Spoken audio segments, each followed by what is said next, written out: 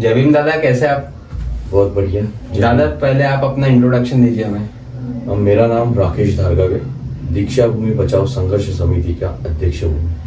ठीक है, तो दादा आज हम बात करेंगे जो सबसे अभी हाईलाइट टॉपिक है, जैसे कि बाबा साहब के जगह पर संविधान चौक पे जो बीजेपी ने तोड़फोड़ की, उसमें आपका काफी बड़ा कार्य था। जैसे कि हमने देखा आपने काफी इन्वॉल्वमेंट दिखाया है उस टॉपिक पर, तो आपका उस पे क्या कहना है? थोड़ी रियलिटी जो है बीजेपी की वो डिस्क्लोज कीजिए हमारे आगे। 25 अक्टूबर 2024 को परम पूज्य डॉक्टर बाबा साहब अम्बेडकर के स्मारक के पास संविधान चौक में माननीय देवेंद्र जी फडणवीस अपने साथियों के साथ उनका फॉर्म फिलअप करने के लिए संविधान चौक आए थे।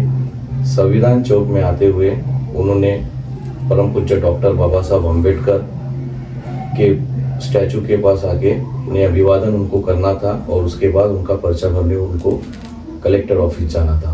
पर जब माननीय देवेंद्र फडणवीस जी, उनके साथ ही साथ नितिन जी गडकरी थे, कृष्णा कुकड़े, मोहन मते, बंटी कुकड़े थे और सुलेखा ताई कुंभारे थी, जोगेंद्र जी कवाड़े थे, जयदीप जी कवाड़े थे और अन्य उनके साथीगण, चंद्रशेखर बावनकुड़े भी थे उनके साथ। तो अन्य उनके साथीगण पर्चा भरने के लिए वहां पर आए थे।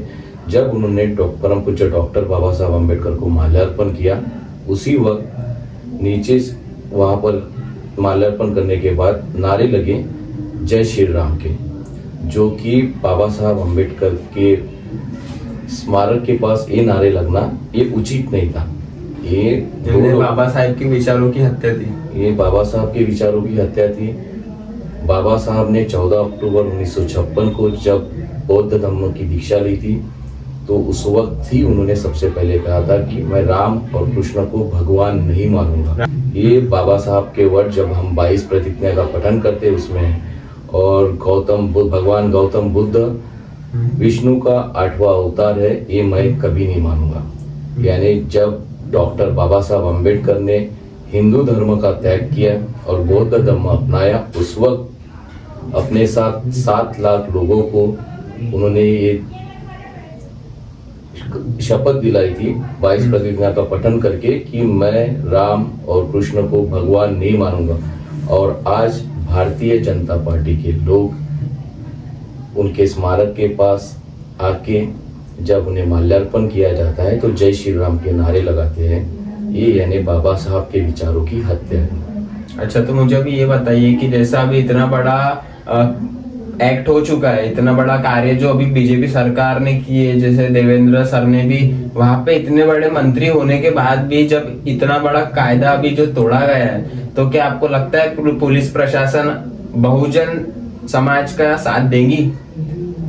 पुलिस प्रशासन को बहुजन या कोई भी आदमी वहां पर अगर उनके खिलाफ कंप्लेंट करता है तो उनको उनका साथ देना होगा।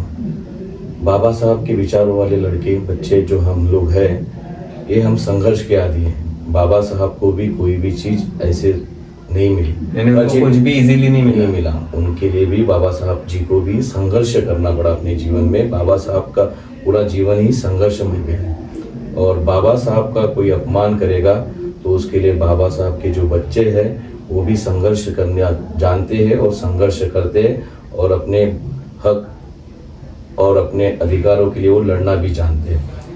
क्या आपको ऐसा नहीं लगता कि जैसे देवेंद्र फडणवीस है वो एक पावर वाला इंसान है, तो आपको ऐसा नहीं लगता कि जो इंसान सत्ता में, जो इंसान पावर में है, क्या उस पुलिस प्रशासन कुछ कर पाएगी? पुलिस प्रशासन को करना पड़ेगा, क्योंकि 25 अक्टूबर 2024 को जो वाकया वहां पर संविधान चौक में जो हुआ है, उसके वीडियो फुटेज संविधान चौक में जो कैमरे, सीसीटीवी कैमरे हैं, वो भी दिख रहा है। और ये सब चीजें जब हम कोर्ट में जाएंगे, पुलिस के पास जाएंगे, अगर हमारे पास सबूत है तो उनको भी कार्रवाई करना पड़ेगी। वो आग बंद करके कोई भी नहीं कर सकता। अच्छा, अभी हमें ये बताइए कि एफआईआर जो है पुलिस ने अभी एक्सेप्ट की है आपसे? अभी लिखी है एफआईआर उन लोगों ने? हमने एफआईआर के लिए उनसे 27 अक्टूबर 2024 को एफआईआर करने के लिए हम काफ़ी तादाद में वहाँ पर लोग गए थे, पर उन्होंने हमसे कहा कि हम तुरंत अभी एफआईआर नहीं लेंगे, हमें कुछ समय चाहिए। उन्होंने हमारा निवेदन स्वीकारा और निवेदन स्वीकारते हुए उन्होंने एक एसीपी अपॉइंट किया उस चीज़ के लिए, जो एसीपी इस चीज़ का पूरा छानबीन करेंगे। एसीपी ने वो छानबीन भी शुरू कर दी। इसमें हम 4 लोग हैं और हमारे प्रमोद जी खोबरागड़े, ये जो मेन जो है वो गवाह है कि उन्होंने वहाँ पर कहा भी है कि ये जो वाक्य हुआ है वो उनके आंखों के सामने हुआ है। जब वो आप प्रेजेंट थे जब ये सब चीज हुई? हाँ, वो दूर वहाँ पर उसी परिसर में वहीं पे थे, साथ ही साथ हम लोग भी उन्हीं के साथ थे। ये वाकया हमने दूर से देखा, पर दूर से हमारे को जब हमने पहले शुरुआत में देखा तो वो उतना कुछ पता उस वक्त चला नहीं, पर जैसे ही इसके वीडियो फुटेज और ये जो वायरल हुआ है ये चीज, तो उसमें पूरा यहाँ पर साबित हुआ है कि उन्होंने परम पूज्य डॉक्टर बाबा साहब के अम्बेडकर जी के स्मारक के पास जय श्री राम के नारे लगाए। साथ ही साथ उन्होंने वो उस परिसर में जो रेलिंग्स थी, टाइल्स थी, उनमें तोड़फोड़ की। वहाँ पर जो बगीचा जो बना था उसमें तहस नहस कर दिया। यानी ये पूरा विध्वंसकारी काम उन्होंने किया है, जो असंवैधानिक है। जब इलेक्शन का माहौल है, आचार संहिता वहाँ लगी थी, इतने सारे लोग इकट्ठा वहाँ पर हो नहीं सकते थे जितना वो जमावड़ा था। उस जमावड़े का इनका ऐसा लग रहा है, क्योंकि इसके पहले भी दीक्षा भूमि गिराने के लिए हमारा मानना है कि इसमें भारतीय जनता पार्टी का पूरी तरह से हाथ था, क्योंकि जो जगह थी दीक्षा भूमि पे, उसके लिए भारतीय जनता पार्टी के लोगों के साथ हमारे भी कुछ लोग वहां पर मिल के अंडरग्राउंड पार्किंग की योजना, क्योंकि हमने अम्बेडकरी जनता ने कभी भी वहां पर अंडरग्राउंड पार्किंग की योजना की मांग नहीं की थी, डिमांड नहीं की थी। आप हमें जबरदस्ती कोई चीज खरीद दे दो, क्योंकि आपको कुछ क्षति करनी थी, इसीलिए आपने अंडरग्राउंड पार्किंग का वहां पर योजना बनाई थी। वहां पर वो असफल हो गए। अम्बेडकरी जनता वहां पर जाग गई, उनको पता चला इनका कुछ अलग काम करने का तरीका है, वो जाग गए, तो उन्होंने उस काम पे स्थगिति ली। यानी जो ये हम लोग अनवांटेड नीड प्रोवाइड कर रहे थे, अनवांटेड नीड प्रोवाइड कर रहे थे। साथ ही साथ ये हमारे को एक चीज बता के कोई और दूसरे इनके मन में प्लान, क्योंकि 100 साल आरएसएस को अगले साल होने वाले थे और 100 साल उनको था, और परम पूज्य डॉक्टर बाबा साहब अम्बेडकर ने हिंदू धर्म का त्याग किया था, और 14 अक्टूबर 1956 को ये नागपुर के सेंटर में था। और जब इनका आरएसएस का जो प्रोग्राम होता है, वहां पर ज्यादा से ज्यादा 4 या 5 हजार लोग रहते होंगे। जिस दिन दशहरे के दिन उनका जो प्रोग्राम होता है, और उसके बाजू में ही नागपुर सेंटर में, देश के सेंटर में लाखों की तादाद में अम्बेडकर अनुयायी आते हैं। अच्छा, वो उनको बर्दाश्त नहीं होता, क्योंकि इनकी एक चल रहा है विगत कुछ दिनों से, इनके नेता भी लोग बोल रहे हैं कि इनको हिंदू राष्ट्र बनाना है। हिंदू राष्ट्र बनाने में उनमें सबसे बड़ा अड़ंगा इनको परम पूज्य डॉक्टर बाबा साहब अम्बेडकर ने जो बौद्ध धर्म लिया था, वो सबसे बड़ा उनमें अड़ंगा है। क्योंकि इनका बोलने का तरीका एक तरफ रहता है कि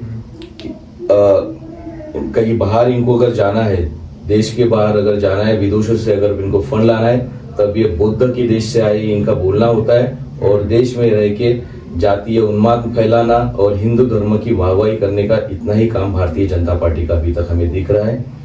सेम चीज वो आज संविधान चौक पे भी करना चाहते थे, और जो सेंटर में, क्योंकि कितना भी आप बोलो, अगर आप नागपुर शहर में हो जहां पर आरएसएस का इनका मेन कार्यालय है, और उस सेंटर में अगर आपको रिजर्व बैंक ऑफ इंडिया के सामने बाबा साहब अम्बेडकर का जो स्टैचू है, ये कहीं ना कहीं उनको खल रहा है। और ये एक साजिश के तहत ही इन्होंने जो वहां पर नारे लगाए और रेलिंग की तोड़फोड़ की, क्योंकि इससे ज्यादा भी लोग वहां पर 14 अप्रैल को जब होते हैं तो 10 से 12 लाख लोग वहां पर आते हैं बाबा साहब अम्बेडकर का जन्मदिन मनाने। वहां पर एक रेलिंग भी नहीं टूटी है, कुछ भी नहीं। आज एक बात बोलना चाहूंगा मैं कि 4 लाख लोग जब 14 अप्रैल में संविधान चौक पर आते हैं, पर जब बाबा साहब के गिरिबान तक जब लोग चले गए, जो आज तक की हिस्ट्री में कभी नहीं हुआ है, बराबर। हमें कभी देखने नहीं मिला कि जैसे अभी मैं 20 साल का हो गया, पर मैं छोटा सा तब से संविधान चौक देख रहा हूँ, पर आज तक मैंने कभी नहीं सुना कि संविधान चौक पे बाबा साहब के प्रीमाइसेस में तोड़फोड़ हुई है। बराबर। पर अभी जो हो चुका है अभी, तो अपने लोग अभी क्यों नहीं जाग रहे? यानी जब वो 14 अप्रैल में 10 से 12 लाख की संख्या में आ सकते हैं, जिसका बर्थडे मनाने वो लोग आ रहे, आज वही इंसान सेफ नहीं है, तो आप उस पे क्या बोलना चाहेंगे? अब जो बीजेपी ने करना था वो कर चुकी है, पर अपने लोग आज भी सोए हुए हैं। आज हमारी जो यंगस्टर्स है, आज जो हमारे रील स्टार्स है, आज जो हमारे यूट्यूबर्स है, आज जितने भी लोग हैं वो 14 अप्रैल में प्रेजेंट होते हैं संविधान चौक पर जब इतना बड़ा काम हुआ है तो आज सिर्फ गिने चुने लोग ही क्यों है वहां? इस आप जो बात बोल रहे हो उसमें भी जरूर बदलाव आएगा। बाबा साहब के सम्मान के लिए आम्बेडकर अनुयायी आते भी हैं और लड़ेंगे भी, और अपना हक और अपना जो उन्होंने जो अपमानक घृणास्पद जो काम किया है भारतीय जनता पार्टी, उसके खिलाफ भी जनता आएगी। हर तरह से हम अभी जब ये काम कर रहे हैं भारतीय जनता पार्टी के खिलाफ, तो हमारे को लोगों का सपोर्ट मिल रहा है। आपने देखा होगा भंते ज्ञान ज्योति जी भी इस प्रोग्राम में हमारे साथ थे, इस आंदोलन में हमारे साथ जुड़े हैं। जब तक भारतीय जनता पार्टी के जो कार्यकर्ताओं ने वहां पर जो आतंक मचाया, तोड़फोड़ की, आज तो भंते ज्ञान ज्योति ने उनको आतंकवादी तक घोषित कर दिया, क्योंकि आतंकवाद जैसा ही घृणास्पद काम उन्होंने किया है, तोड़फोड़। आज वो हमारे गिरेबान तक पहुंच रहे। आज उनकी हिम्मत देखिए कि आज संविधान चौक पे मैं अपने सभी बौद्ध अनुयायियों से और बाबा साहब अम्बेडकर के सभी बच्चों से फिर से निवेदन करूंगा कि अभी आप जाग जाइए और बाबा साहब के सम्मान के लिए एक हो जाइए। हमें रास्ते की लड़ाई लड़ना पड़ेगा इनको, और इनको सबक सिखाना भी जरूरी है। अभी आने वाला भी इलेक्शन, महाराष्ट्र विधानसभा का इलेक्शन है। मैं तो सभी लोगों से निवेदन करूंगा, आप जितना बन सके भारतीय जनता पार्टी का बहिष्कार आप अपने परिवार में कीजिए, अपने दोस्तों में कीजिए, अपने अदर ओबीसी जो अपने भाई बंधु है उनसे भी बात करके उन्हें भी भारतीय जनता पार्टी का। तो आप बहुजन समाज को क्या संदेश देना चाहते हैं कि वो बीजेपी पार्टी को अभी सपोर्ट ना करे? मैं बहुजन समाज को यही बोलना चाहूंगी कि भारतीय जनता पार्टी में अगर हमारे समाज का भी आदमी अगर आरक्षित सीट से भी चुनाव लड़ रहा है तो उसका भी बहिष्कार करना चाहिए। हमारा एक भी वोट मतदान, एक भी मतदान का और हमारा एक भी वोट भारतीय जनता पार्टी के भारतीय जनता पार्टी के साथ नहीं जाना चाहिए। अच्छा, मुझे ये बताइए कि जब वो वहां पे कृत्य हुआ, वहां पर हमारी कुमारी ताई भी थी, वो तो बहुजन समाज से थे, पर जब राम राम का नारा लग रहा था वो वही प्रेजेंट था, ऐसा लोगों का कहना, और वीडियो में भी देखा गया है, प्रूफ है कि वो वहां खड़े थे, तो उन्होंने क्यों कुछ नहीं किए? देखिए, आज सुलेखा ताई कुंभारे जी है, जयदीप कवाड़ी जी थे, जोगेंद्र जी कवाड़ी जी थे। जोगेंद्र कवाड़ी जी एक पैंथर थे, उनको देख के हमारा भी खून खोलता था जब हम बचपन में उनके भाषण सुने। पर आज चंद पैसों के लिए हमारे नेता बिक चुके हैं। आज वो पूरे लाचार हो गए। आज उनके कानों में कोई गूंज नहीं उठी। आज तो हमें ऐसा लग रहा है कि चंद पैसों के लिए अपना जमीन बेचने वाले लोग, इनको भी हमारे लोग सबक सिखाएंगे, और जनता तो वैसे ही इनका विरोध कर रही है। आप देख सकते होंगे, कभी भी अगर ये जाते भी है कहीं पे भी, तो इनके साथ 8 या 10 लोगों की सिवा कोई नहीं होता है। पूरी जनता जो कवाड़ी जी है, सुलेखा जी है, इनके साथ कोई जनता का समर्थन नहीं है। आज अगर ये बीजेपी से मिलते हैं तो ये कुछ पैसों के लिए मिले और ये बिके हुए लोग हैं, तो जनता में इनका कोई भी जनाधार नहीं है। अच्छा, मेरा अभी क्वेश्चन ऐसा है कि जैसे जो किया या उनकी टीम ने जो वहां पे किया, तो अभी आप क्या चाहते हैं उनसे कि अभी वो क्या करे? माफी मांगे या इलेक्शन ही ना लड़े?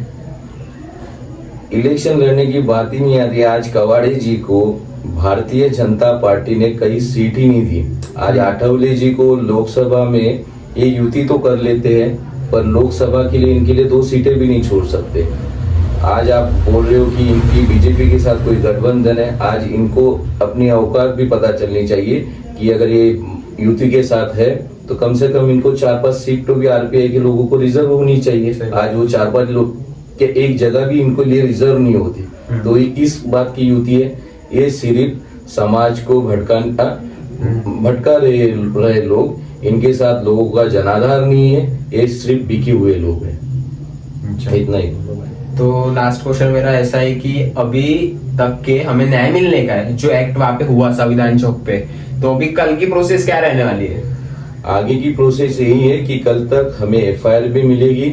एफआईआर होने के बाद इनके ऊपर एट्रोसिटी के गुन्हे भी दाखिल होंगे, क्योंकि ये जो क्राइम है ये छोटा क्राइम नहीं है, ये जातीय दंगल भड़काने का ही मुद्दा है। इनके ऊपर कठिन से कठिन आचार संहिता का उल्लंघन के लिए जो भी न्यायिक जो भी इनके खिलाफ जो भी रहेगा वो पूरा होगा। एट्रोसिटी के अंदर इनके ऊपर केसेस भी दर्ज होंगी। वक्त आया तो हमारे पास एविडेंस भी है। एविडेंस भी ऐसे नहीं है कि कोई मॉर्फ एविडेंस है, वहां पर लाइव देखे गए हैं। अगर कोई बोलता है कि कुछ बनाया है, ऐसा कुछ भी नहीं है। और तोड़फोड़ भी हुई है, जो कि मैंने अभी तक जिंदगी में कभी संविधान चौक पे लाखों लोग आते हुए भी देखा, पर ऐसी जिंदगी में कभी तोड़फोड़ देखी नहीं। उसके वजह से आज हमें, कल आपने देखा होगा, इन लोगों की वजह से अभी हमें फिर समता सैनिक दल भी हमारा एक्टिव होगा। पर आपने आज देखा होगा, क्योंकि इनकी मंशा कुछ बता नहीं सकते। ये लोग जितना पता दिखाने के लिए सिर्फ बाबा साहब के पास आते हैं, लेकिन अभी भी उनके मन में बाबा साहब का तिरस्कार है। सिर्फ दिखाने के और खाने के और दिखाने के दांत अलग होते हैं, ये उसी तरह का इनका हिसाब है। तो व्यूअर्स को मैं इतना ही बोलना चाहूंगा कि जो एक्ट अभी जो हुआ है वहां पर, ये बहुत बड़ा एक्ट है दोस्तों। आप यंगस्टर से जो भी इस वीडियो को देख रहे, ज्यादा से ज्यादा शेयर कीजिए। मैं अपनी वीडियो में नहीं बोलता हूँ कि मेरा वीडियो शेयर कीजिए, पर ये बाबा साहब के ऊपर में हुआ एक हमला है दोस्तों। अगर आज हम लोग सतर्क नहीं हुए तो आज अगले बार हमें फिर से गले में मटका और कमर में झाड़ू बांधना पड़ेगा दोस्तों। और अगर आप चाहते हैं कि आप अच्छा एजुकेशन ले पाए, आप अच्छी जिंदगी जी पाए, आज आप जो जिंदगी जी रहे हैं ना, वो बाबा साहब के कारण ही जी रहे हैं दोस्तों। और उसी इंसान के ऊपर इन लोगों ने हाथ डाला है। आप जितने 14 अप्रैल में जमा होते हैं ना दोस्तों, अगर आप उतने लोग अगर कल के कल जमा हो गए ना, तो बड़ा सा बड़ा इंसान, बड़ा सा बड़ा मंत्री, उसको जेल हो सकती है दोस्तों। तब तक के लिए जय भीम दादा। जय भीम।